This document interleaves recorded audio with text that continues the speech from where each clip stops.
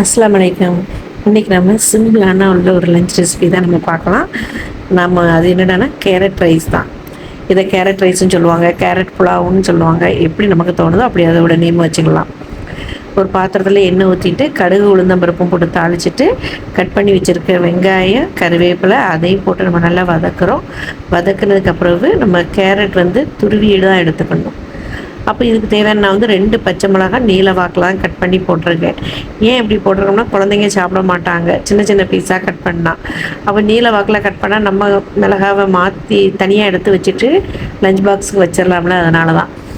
அப்போ அதையும் போட்டுட்டு அது கூட கேரட்டையும் துருவி வச்சிருந்த கேரட்டையும் எடுத்து ஒன்றா போட்டுட்டு கடலைப்பருப்பு ஒரு 20 நிமிஷம் ஊற வச்சுருந்தேன். அப்போ அதையும் எடுத்து க்ளீன் பண்ணிவிட்டு அதையும் அதோட ஒன்றா போட்டு நல்லா வதக்குறோம். வதக்கிட்டு இதுக்கு தேவையான அளவு கொஞ்சமாக தண்ணி ஊற்றிக்கிடுங்க. அதுக்கப்புறம் உப்பு தேவையான அளவு போட்டுக்கிடுங்க. போட்டுட்டு நல்ல ஒரு கொதி வரட்டும். ஃப்ளேம் ஹையில் இருக்கட்டும். அதுக்கப்புறம் ஒரு கொதி வந்ததுக்கப்புறம் சிம்மில் வச்சுருங்க. ஒரு 10 நிமிஷத்துலேயே இந்த கேரட் புலாவ் ரெடி ஆகும் நமக்கு. இதை நம்ம சாம்பார் சாதத்துக்கு பொரியலாகவும் வச்சுக்கலாம். இல்லை அப்படி தனியாக கேரட் பொரியல் சாப்பிடாத குழந்தைங்களா இருந்தாங்கன்னா அவங்களுக்கு நம்ம சோறு தனியாக வடிச்சிட்டு அந்த சோறு இதில் மிக்ஸ் பண்ணி கொடுத்துட்டு அவங்க இதை சாப்பிட்ருவாங்க. அப்போ இப்போ காய் வெந்துருச்சு, நல்லா வெந்துருச்சு, தண்ணியெல்லாம் இல்லை. இப்போ கொஞ்சமாக தான் இருக்குது. இப்போ நம்ம சோறு வடிச்சு இந்த சோறை எடுத்து அதை அந்த இதில் கேரட் பொரியலில் போடுதோம். போட்டுட்டு இது மேலே ஒரு 2 டீஸ்பூனு நெய் சேர்த்துக்கிடுவோம்.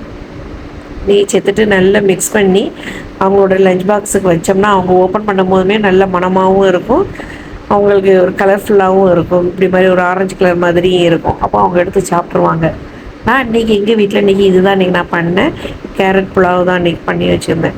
அப்போ இதுக்கு சைடிஷ் நம்ம எது தோணுதோ அதெல்லாம் வச்சுக்கலாம். உருளைக்கிழங்கு பொரியல், இல்லை வெண்டைக்காய் பச்சடி, தக்காளி தொக்கு இதெல்லாம் வச்சுக்கலாம். முட்டை ஆம்லேட்லாம் போட்டுக்கலாம். நான் இன்றைக்கி முட்டை ஆம்லேட் தான் போட்டிருக்கேன். முட்டை ஆம்லேட்டும் இன்றைக்கி கேரட் இது தான்.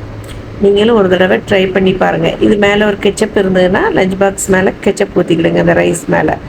வீடியோ பிடிச்சிருந்ததுன்னா சப்ஸ்கிரைப் பண்ணுங்கள். வலைக்கும் சலாம்.